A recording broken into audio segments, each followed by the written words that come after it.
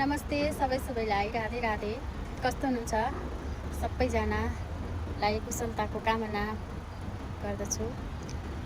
अनि साथीहरू, आज चाहिँ म के भन्न आएको भन्दा जब छोरी मान्छे हैन सबैबाट एक्लो हुन्छ अनि घर परिवार लगायत आफन्तहरू सबैबाट ऊ एक्लो हुन्छ अनि ऊ आफै एक्लै स्ट्रगल गर्न थाल्छ हैन, स्ट्रङ बनेर अनि दुःख गर्छ। आफ्ना छोराछोरीहरू सबै जसो तसो हुर्काउन थाल्छ हैन, सबै कुरा अगाडि बढ्दै जान्छ हैन।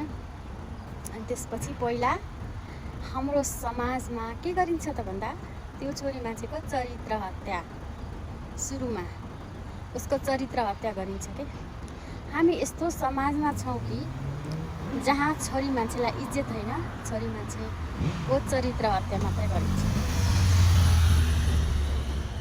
त्यसैले मलाई कस्तो लाग्छ नि, यता कता छोरी मान्छे भएर जन्मनु नै गलत हो जस्तो लाग्छ।